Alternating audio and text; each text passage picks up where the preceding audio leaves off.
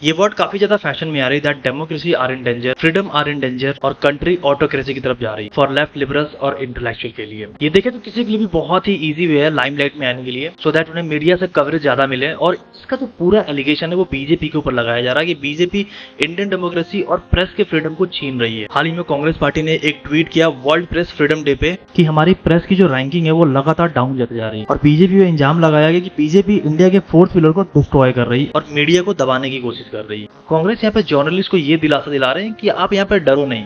वही दूसरी तरफ अगर बात करें तो कांग्रेस पार्टी खुद अर्नब गोस्वामी के ऊपर 150 से भी ज्यादा एफआईआर फाइल किए हैं। अर्नब गोस्वामी रिपब्लिक टीवी के प्राइम एंकर हैं, अगर आप होप्स आप इनके बारे में जानते होंगे। और अर्नब गोस्वामी की गलती बस इतनी सी है कि उन्होंने सोनिया गांधी के ऊपर कुछ यहाँ पे टिप्पणी कर दी। तो सोनिया गांधी पालघर लिंचिंग केस में चुप क्यों रही थी जब 2 हिंदू संत और एक ड्राइवर को ब्रूटली मार दिया गया था। और साथ ही में अर्नब गोस्वामी यहाँ पे सोनिया गांधी के बचपन के नाम लेकर के उन्हें रोस्ट कर देते हैं। तो एक तरफ यहाँ पर देखिए जो कांग्रेस पार्टी ये कह रही है कि भैया प्रेस के फ्रीडम को छीना जा रहा है, उन्हें दबाया जा रहा, उन्हें बोलने से रोका जा रहा, वहीं खुद यहाँ पे कांग्रेस पार्टी भी तो सेम एज इट इज कर रही। इस टाइम पे बात करें तो कोई ये नहीं कहेगा कि भैया फ्रीडम डेंजर में है, कोई ये नहीं कहेगा कि डेमोक्रेसी डेंजर में है और कंट्री डेमोक्रेसी छोड़ के ऑटोक्रेसी की तरफ जा रही। बट बीजेपी अगर कुछ यहाँ पे करते तो फ्रीडम डेंजर में है। आप अगर गूगल पे अगर सर्च करते हो तो बतेरे ऐसे आर्टिकल आपको यहाँ पे मिल जाएंगे मोदी के खिलाफ कि मोदी जी प्रेस को पूरे दबा कर रखने की कोशिश कर रहे हैं, उन्हें उतना ही बोलने दिया जा रहा है जितना जरूरी है और बाकी सारे मुद्दे पे ध्यान नहीं दिया जा रहा। देखिए मेरा मानना यहाँ पे ये है कि अगर इस पॉलिटिकल वे से अगर हम ध्यान दें तो इसमें ना ही कांग्रेस और ना ही बीजेपी, दोनों में कोई यहाँ पे सही नहीं है क्योंकि दोनों इस फील्ड में नंगे हैं। अभी हाल ही में देखे तो जॉर्ज सोरेस ने भी इंडियन डेमोक्रेटिक सिस्टम को यहाँ पे टारगेट किया है और उन्होंने कहा है कि बीजेपी इस चीज को डिस्ट्रॉय करने की कोशिश कर रही है। इसके अलावा कांग्रेस यहाँ पे ये भी एलिगेशन लगा रहे हैं बीजेपी के ऊपर कि वो झारखंड के डेमोक्रेसी को डिस्ट्रॉय करने की कोशिश कर रहे हैं। कर्नाटका में भी राहुल गांधी ने बीजेपी के खिलाफ ये बोला कि BJP is a stolen government और वो डेमोक्रेसी को डिस्ट्रॉय करके 3 साल पीछे लेकर जा रहे हैं। तो भाई जैसे कि देखिए मैंने आपको जैसे आप बोला कि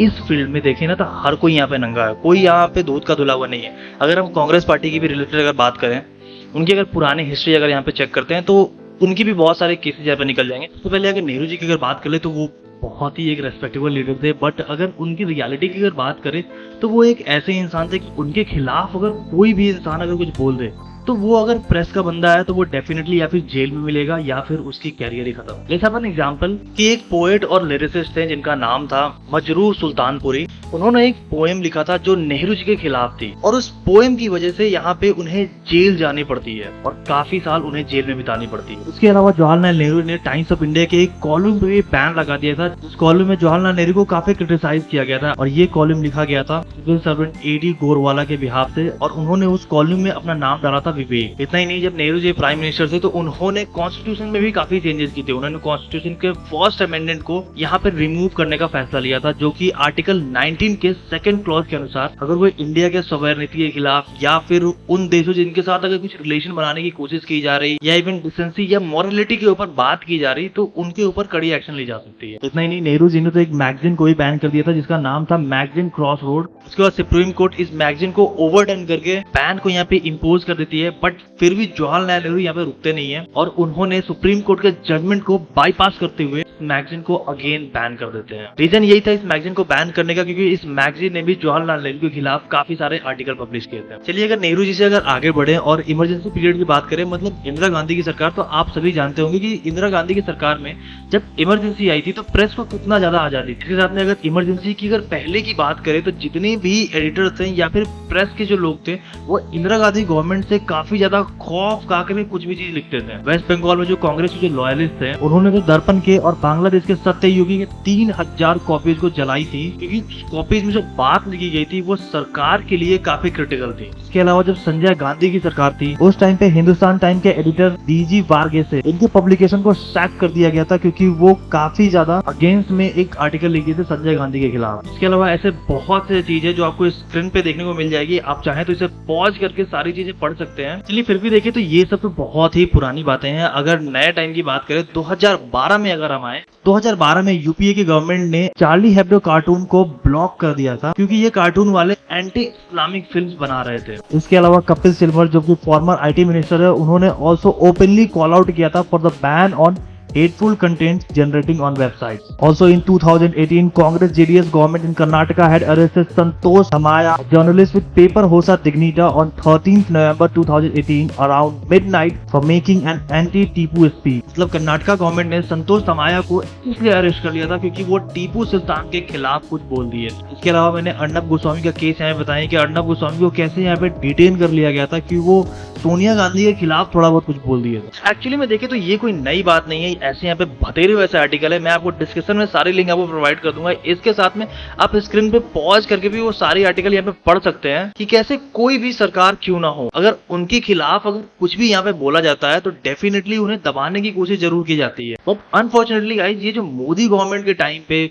जो यहाँ पे चीजें चल रही, ये पहले यहाँ पे ऐसा नहीं था। पहले की अगर बात करें तो फ्रीडम ऑफ स्पीच या फिर डेमोक्रेसी को लेकर कोई ऐसी बातें करता नहीं था। इस चीज से देखे तो जो अदर कंट्रीज है जैसे कि यूएसए हो गया या फिर अदर कंट्रीज हो गए, इनके लिए काफी इजी हो जाता है किसी एक कंट्री को टारगेट करने के लिए कि कैसे यहाँ पे इंडिया को क्रिटिसाइज कर सके। एंड इवन इसमें देखे तो यहाँ पे इंडिया की भी कुछ ऐसे पब्लिकेशंस है, कुछ यहाँ पर न्यूज चैनल्स भी है जो चीज को दिखाने से पीछे नहीं रहते हैं। इस वजह से देखो तो इंटरनेशनल मीडिया के लिए एक बहुत ही अच्छा बिजनेस मिल जाता है दिखाना कि देखो भाई इंडिया में क्या चल रहा है और हम कितने ज्यादा साफ सुथरे हैं। जस्ट फॉर एग्जांपल अगर बात करें जैसे कि इंडिया में धर्म को लेकर डिबेट चलती है, छोटी छोटी बातों को लेकर डिबेट यहाँ पे चलती रहती है, वैसे ही अदर कंट्रीज में जो मीडिया है वो यहाँ पे इस चीज को दिखला करके अपना टीआरपी गेन करती है। That's it. Now let's come back to the question कि क्या सच में बीजेपी यहाँ पे इंडियन डेमोक्रेसी को डिस्ट्रॉय करने की कोशिश कर रही है? Well first let me ask you one question, what is democracy? Democracy means a system in which the government of the country elected by the people. Think about it, what happening in India right now? क्या election यहाँ पे conduct नहीं हो रहे हैं? क्या लोगों को यहाँ पे वोट देने के लिए मना किया जा रहा है? और क्या जो अदर पॉलिटिकल पार्टी है उन्हें इलेक्शन में कॉन्टेस्ट करने के लिए नहीं दिया जा रहा? Is there any flaw in election process? और सबसे most important, have any party boycott any election? और इसके अलावा क्या मोदी गवर्नमेंट किसी भी स्टेट में प्रेसिडेंट रूल लागू की है अगर स्टेट के अंदर कोई इलेक्टेड गवर्नमेंट है तब? यानी सारे चीज का आंसर बस एक ही है, नो।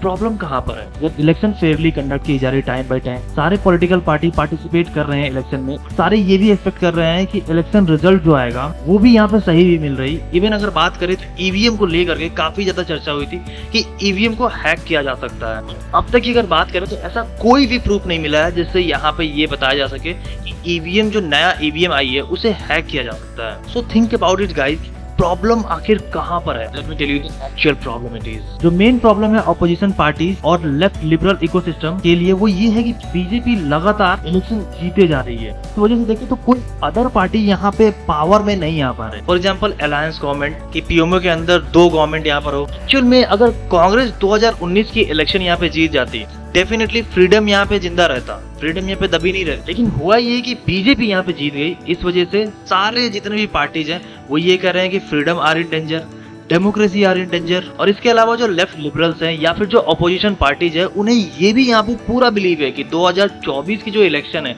वो भी बीजेपी ही जीतेगी। अब यहाँ पे कुछ क्वेश्चंस आप अपने आप से पूछो, क्या अगर ममता बनर्जी 3 टाइम अगर इलेक्शन जीत जाती है बंगाल के अंदर तो क्या डेमोक्रेसी डेंजर में नहीं होगी?